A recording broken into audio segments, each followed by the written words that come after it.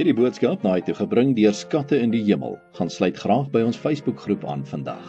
Vandag se skriflesing kom uit Efesiërs 1 verse 15 en 16. Daarom, vandat ek gehoor het van julle geloof in die Here Jesus en van julle liefde vir al die gelowiges, hou ek ook hier op om God vir julle te dankie.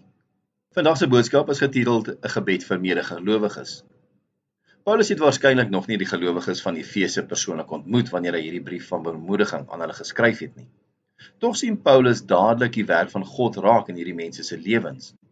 Die belangrikste ding wat oor hulle bekend geword het, is dat hulle glo in die Here Jesus. En dit moes 'n reuse impak in hulle lewens gemaak het om daardie geloofsprong te maak. Elkeen in hierdie gemeente in Efese moes 'n ou lewe agterlos om Jesus te begin volg. En dit het hulle 'n groot prys gekos, omdat hulle deur hulle volksgenote verwerp is. Geloof in Jesus as Here was lewensgevaarlik in die Romeinse Ryk in die eerste eeu na Christus. Tog was hulle bereid om die prys te betaal vir hulle geloof. Die tweede grootste eienskap wat Paulus van gehoor het, was hulle liefde vir al die gelowiges. Ook hier moes 'n groot werk van die Heilige Gees plaasgevind het. Daar was soveel verskillende grense in die destydse samelewing, en groot onderskeid is getref tussen man en vrou, Griek of Jood, slaaf of vry. Maar deur die Here se werk het die menslike grense nie meer saak gemaak nie. Almal wat in Jesus glo, was deel van God se familie. Almal staan onder Jesus in sy opdrag.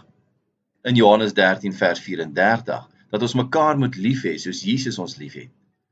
Dit was 'n radikale nuwe idee in die wêreld dat verskillende mense een in Jesus kan wees en mekaar kan lief hê en ondersteun. Efesiese se gelowiges het dit mooi reg gekry. Die liefde tussen gelowiges is een van die grootste getuienisse dat Jesus die Here is.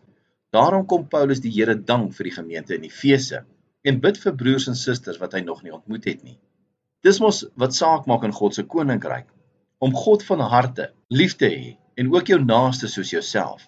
Dit is 'n moeilike opdrag in 'n gevaarlike wêreld. Kom ons bid vir mekaar, al het ons mekaar nog nie ontmoet nie.